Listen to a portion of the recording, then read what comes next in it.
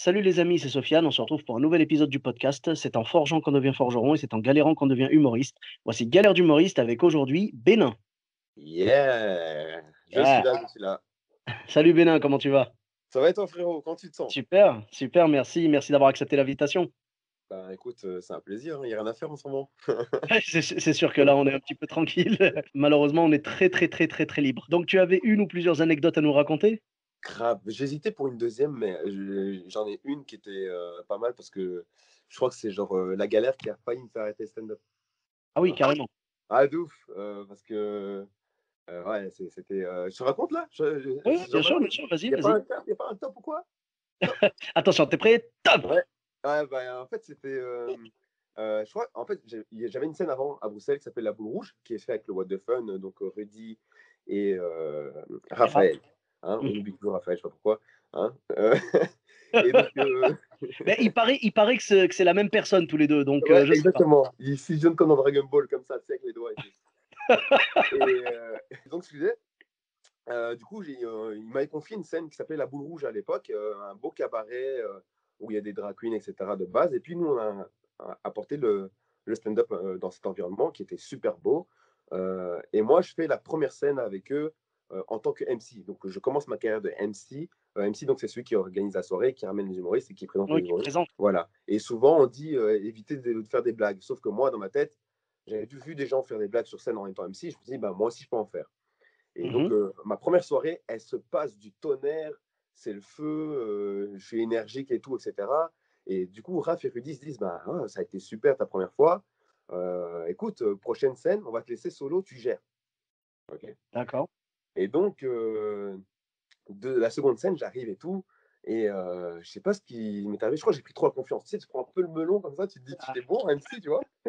Et Mais c'est toujours et ça, même sans parler de MC, même quand tu montes sur scène, quand ta première scène se passe bien ou des fois quand une exact. scène, au milieu se passe trop bien, la fois d'après, tu y vas tellement confiant que tu plantes. Exact, parce qu'on est comme ça, tu vois, on est des éponges à ego et notre ego il gonfle comme ça, tu vois. Mmh Il mh. y a plus il y a de rire, plus tu gonfles, tu vois. Et moi, Exact. je suis venu avec ma tête, elle était grosse comme ça, tu vois. Et donc, ce qui se passe, c'est que moi, du coup, la première fois, j'avais préparé de ouf parce que j'étais stressé, tout ça, tout ça. Et j'avais aussi préparé, mais comme je préparais mes devoirs à l'école, quoi, tu vois, Ouais, ouais, en trichant vite fait sur la dernière fois. Et donc, d'accord. j'arrive et tout. Tu avais des vannes marquées sur la main, cachées dans la trousse et tout? Ouais, c'est ça, j'étais prêt là. J'étais tatoué. Marcus Scofield qui se prépare à braquer la boule rouge, tu vois. Et donc, ce qui se passe à ce moment-là, c'est que simplement, je monte sur scène et je commence, mais je sens que la connexion au public, elle passe pas, première fois. Ah, ouais. Et, c'est bizarre, la dernière fois, il m'aimait bien. C'est bizarre. Je Mmh. lance humoriste et je vois le public, il pète de rire. Il rigole de ouf, il rigole de ouf, il rigole de ouf. Ah, d'accord. L'humoriste, ça y est, il a chauffé le public pour moi. Vas-y, c'est ce que je vais faire. Je vais ramener, je vais faire un petit sketch au milieu. Tu vois, comme Hein? ça, ils vont kiffer et tout, etc. Et donc, j'ai avec mon sketch, mais à cette époque-là, c'est mon sketch, genre un 3 minutes comme ça, où je sais qu'ils vont rigoler, tu vois. J'arrive, je lance mes blagues. Eux, ils me lancent des bananes. Ils sont là en mode frérot, non, nous, on prend pas ça. Nous, on n'est pas d'accord. Tu Ah vois. ouais, d'accord. C'est-à-dire ils t'ont rejeté totalement. MC ou humoriste, toi, ils voulaient pas de toi, quoi? Exactement. En fait, et ça, le problème, c'est que en fait, je suis MC. Donc, c'est-à-dire que c'est la deuxième personne et je sens que le public, il est hostile à ma présence. Hostile. Oh là là C'est-à-dire là qu'ils ont là. dit, en fait, ce qui est passé, ah, mais je me rappelle. Ce qui s'est passé, en fait, c'est qu'il y avait un gars dans le public qui parlait. Mmh.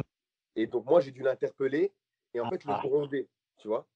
Et Ouais, donc, c'est-à-dire ça a un peu planté l'ambiance, quoi. ouais, c'est un peu comme je dis, hé, ferme ta gueule. Et puis après, je fais, oh, maintenant, on fait des blagues. Et les gens, ils se font, Ah. Et Ouais, donc, c'est du ça le coup, problème, c'est qu'il y a toujours une petite empathie, tu vois, dans la salle. Alors ça dépend, c'était un exercice très, très périlleux. C'est-à-dire que quand tu as quelqu'un dans la salle qui met un peu le bazar, il faut savoir le remettre à sa place tout en gardant la sympathie du public. Et ça, c'est un exactement. exercice extrêmement périlleux, je te jugerai pas du tout là-dessus. Exactement, j'avais été trop méchant. Et donc, du coup, le public m'a jugé, je pense, sur ça, parce que je pouvais plus être la personne drôle, en fait. Tu vois. Eh Et ouais. donc, du coup, moi, j'étais traumatisé parce qu'en fait, je devais passer entre chaque humoriste. Et donc, je devais passer encore 5 fois dans la soirée, en sachant que eux, ils m'aiment pas du tout, tu vois. Donc, ça a fini en mode Euh, le suivant, c'est un ami à moi. Ouh, casse-toi. Oh là Et voilà. là, Et du ah coup, là, voilà, c'est c'était une chiant. soirée. Et je te jure Ah, que je suis rentré chez moi, j'étais avec ma copine et tout, je suis rentré chez moi Et, et je parlais pratiquement pas sur le chemin. Personne me parlait. Personne me Bah, parlait. J'étais là. Et en fait, c'est que la troisième scène, je me sentais un peu comme si quand tu tombes à vélo, tu as peur de remonter sur le vélo, tu vois. ouais, ouais. Franchement, j'avais presque pas envie. J'avais plus envie de jouer à un moment. Pendant genre quelques semaines, j'avais plus envie de jouer. J'avais peur du public. C'était Ouais, je comprends. c'était devenu un combat, comme on dit, tu vois. Mais du Ouais, coup, c'est ouais, ça. ouais. Et du coup, comment ça s'est passé après quand tu y es retourné? Je suis toujours traumatisé en vrai. Franchement, oh, je garde des cicatrices de ça, hein. Parce qu'aujourd'hui, maintenant, je crois que à chaque fois, j'ai peur que le public, en fait, il m'aime pas, tu vois? Bah, après disons que tu as réussi déjà la bonne nouvelle, c'est que tu as réussi à analyser ce qui n'allait pas. Ouais.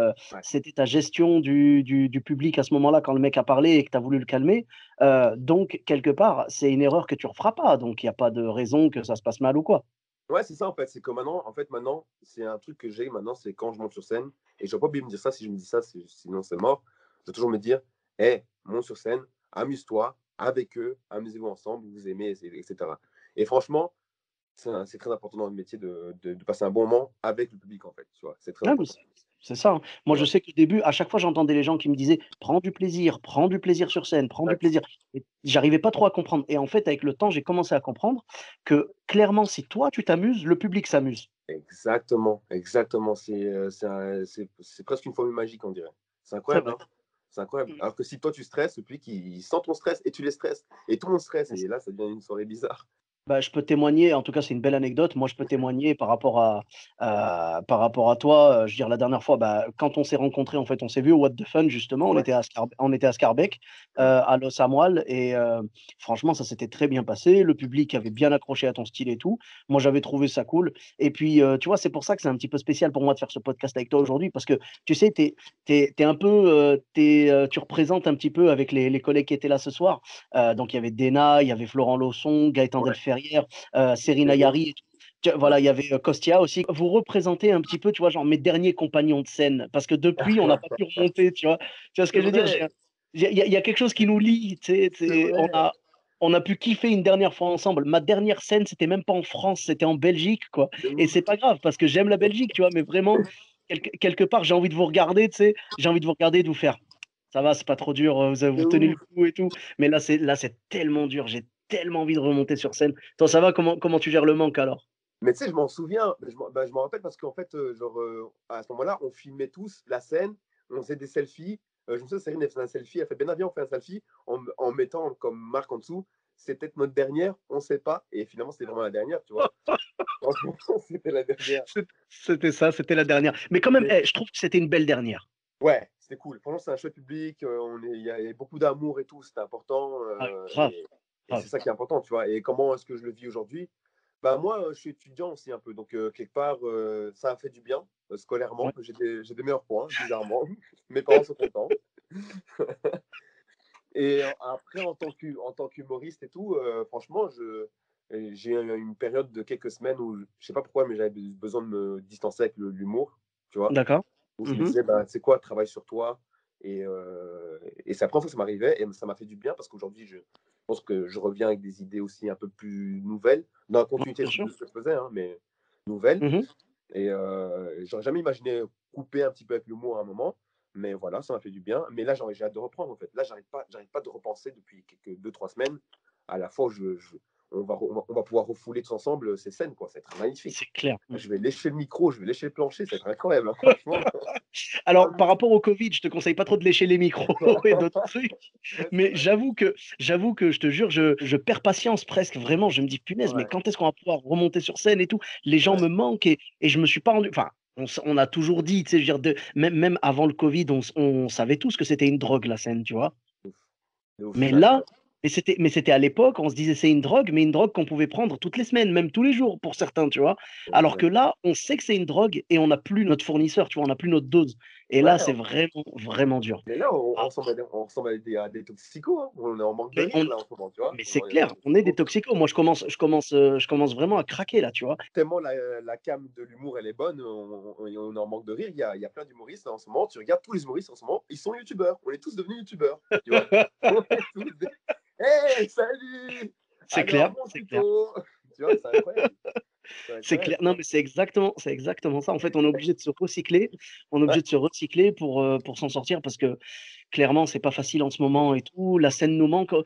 Moi, j'en ai vu, j'ai des amis carrément qui sont partis faire un truc dans la gare de Bordeaux, tu vois. Moi, je c'est suis à pas Bordeaux vrai. et je te jure, dans la gare de Bordeaux, ils ont fait un petit comédie club, quoi. Enfin, après, c'était genre pour la déconne, tu vois. Ils ont fait Ouais, ça et tout. Ils ont été suivis par une radio locale, tout ça. Donc, c'était super intéressant et moi, clairement, enfin, tu vois, je veux dire, ça m'a rappelé à quel point ça nous manque et tout, tu vois.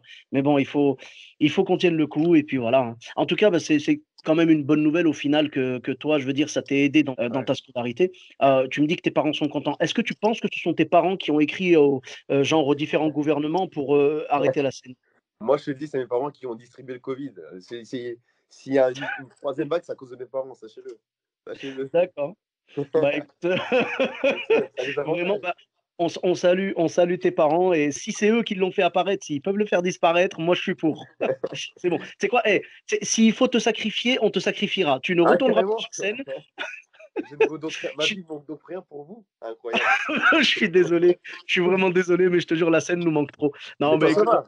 Tu ouais, gères, bah ça. écoute-moi. Non, non, ça va, Dieu merci, si tu veux, avec la famille. Quand tu as une famille autour de toi, c'est sûr que c'est pas la même chose. Moi, j'ai mon boulot, moi, je suis chauffeur de bus, tu vois. Donc, j'ai mon boulot à côté, j'ai ma famille et tout. Donc, vraiment, c'est pas comme si j'étais bloqué entre quatre murs à ne rien pouvoir faire. Ouais, non, non, clairement, ce serait beaucoup plus dur. Non, là, si tu veux, j'ai tellement de choses auxquelles penser en temps normal que là, je veux dire, on va dire, il y a que la scène qui s'est enlevée de ça.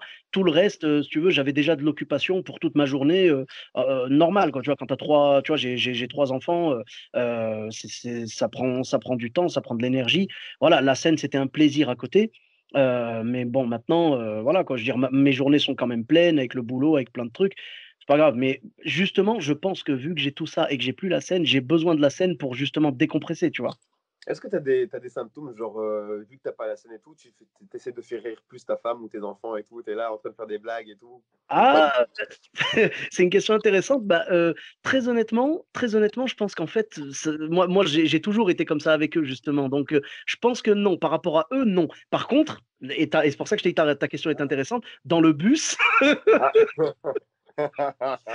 dans le bus, je te jure que quand j'ai des clients qui viennent me parler, bon, tu sais, j'ai toujours eu l'habitude de déconner un peu avec eux et tout, mais là, l'autre jour, il y a un client, je l'ai enchaîné de vannes, je lui ai pas fait genre, ouais, je sais pas si vous avez remarqué, hein, c'est pas ça, mais, mais tu vois, on parlait et tout, et je trouvais des vannes, j'improvisais, et quand je le voyais rire, je disais, oh punaise, si tu savais comme ça me fait du bien. Et est-ce que quand le gars il est sorti du bus, tu l'as dit, ouais, il faut mettre dans le chapeau maintenant ou pas? Écoute, j'ai pas osé, je te cache pas, j'ai pas osé. Bon, Non, en mais tout cas, bah, merci beaucoup. Tu avais une autre anecdote, tu m'as dit, je crois? je crois que c'était une scène où je testais une Mhm. blague, tu vois, avec le What the Fun toujours, au Black Ouais. Sheep et tout. Et je fais un sketch et tout, où je dis que, en fait, moi, quand je suis à l'étranger, pour Ah, pécho, comme les gens, ils connaissent pas, enfin, ils sont pas très, c'est pas très, niveau marketing, dire je suis belge, c'est pas très vendeur, tu vois. ouais, Donc, moi, ça m'arrivait que quand je suis à l'étranger et tout, je dis ouais, quand je suis à l'étranger, moi, je dis que je suis français, tu vois. Sauf que moi, j'ai dit ça en Belgique, tu vois. Et donc, il y a tout le public qui est comme ça, me huer en mode ouh, Pépi, espèce de traître. ouh, tu vois. Et puis voilà, je me suis fait huer et ça, c'était cool. Mais en fait, c'était bizarre parce que c'était la première fois que sur scène, on me huait. Tu sais, d'habitude, t'attends le rire, tu vois. J'attendais Ouais, vraiment un ouais. truc en mode c'est drôle ce truc, tu vois. Je change Mhm. d'identité quand j'ai envie de pécho. Je suis une autre nationalité, tu vois. Je viens d'ailleurs, tu vois. Et ils m'ont pas suivi. Ils n'ont pas aimé non plus. Ils Bah, n'ont pas aimé. non, parce que non, alors si tu faisais ça en France, tu vois, si tu jouais ça au Spotlight par exemple, je pense que ça passerait beaucoup plus. Alors que là, Ouais, tu es juste en train de leur dire, je vous je me désapprouve. traverse. Ouais, c'est ça. En fait, c'est ça. Et je pense qu'en fait, c'est ça le problème au final. Je pense qu'en vérité, je suis pas un sénateur belge, je suis un sénateur français. Et c'est ça la réalité. C'est ça la Eh bien, réalité. écoute, merci beaucoup en tout cas. Donc, où est-ce qu'on peut te retrouver sur les réseaux sociaux? Sur les réseaux, c'est comme le pays. Donc, c'est simple, hein, c'est simple. Comme le pays, Ouais, vous écrivez vraiment pas comme le pays Bénin, mais vous écrivez COMMELEPAYS barre en bas, comme le pays. ouais. Oui, Voilà. Et, underscore, ouais. Ok, comme le pays, underscore, pas de souci. Pour ma part, vous me retrouvez sur Facebook, Twitter, YouTube, Instagram et TikTok. Voilà, donc Sofiane et Taï, E de TAI. Bis à tous.